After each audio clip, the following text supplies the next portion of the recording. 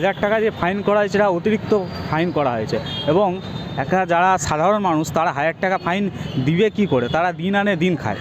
এরপর একটা বিষয় যেখানে দাঁড়াচ্ছে সেটা যে সেন্ট্রাল গভর্নমেন্ট ডিজিটাল ইন্ডিয়া করতে চাইছে করুক, আমাদের কোনো আপত্তি নেই, কিন্তু এটা যদি মিনিমাম ফাইন হতো 20 টাকা বা 50 টাকা ঠিক ছিল। কারণ 1000 টাকা ফাইন দেবে, আবার যেখানে ক্যাফে যাবে সে 100 টাকা নেবে, কোথাও আবার 200 টাকা নিচ্ছে, 1100-1200 টাকা করে যদি আগে দিতে হয়, তাহলে এইভাবে নাগরিকদেরকে শোষণ করার কোনো অধিকার নেই। এক প্রকার মানে শোষণ করা হচ্ছে। আমাদের পেটে পড়ে যাচ্ছে লাশ, সত্যি কথা বলতে। কারণ আমাদের রোজগার করতেই হিমশিম খেয়ে যাচ্ছি, সংসার চালাতে হিমশিম খেয়ে যাচ্ছি। আজকে যদি আমি 1000 টাকা ফাইন দিয়ে প্যান কার্ড আধার কার্ড লিঙ্ক করাতে যাই, সেই 1000 টাকাটা আমি কোথা থেকে জোগাড় করব সেটা আমাকে চিন্তা করতে হচ্ছে।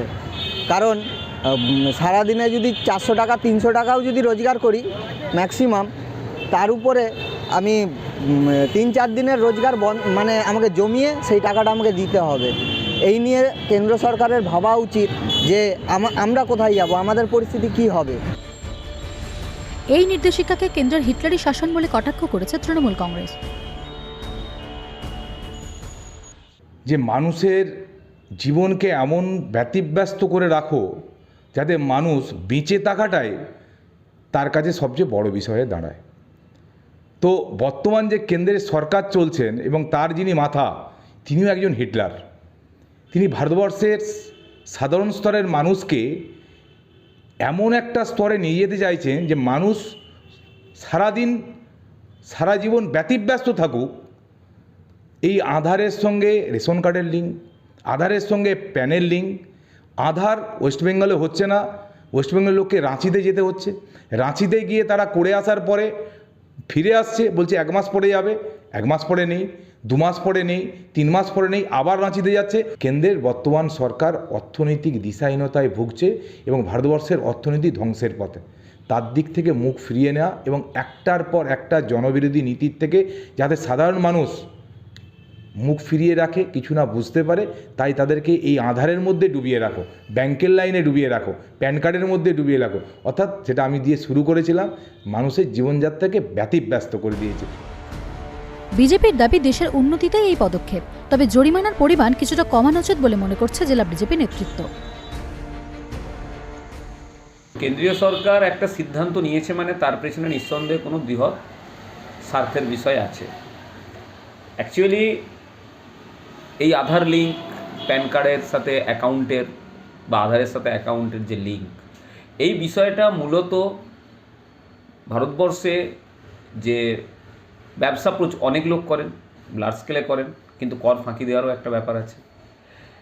সেই বিষয়গুলোকে মাথায় রেখেই এটা সিদ্ধান্ত নিয়েছে। তবে হ্যাঁ, যে এখন হয়তো এটা 1000 টাকা দিতে হচ্ছে, যেটা হয়তো আপাত দৃষ্টিতে মানুষের পক্ষে হয়তো একটু অসুবিধার সৃষ্টি হচ্ছে, পরবর্তী ক্ষেত্রে এটা বাড়তে পারে।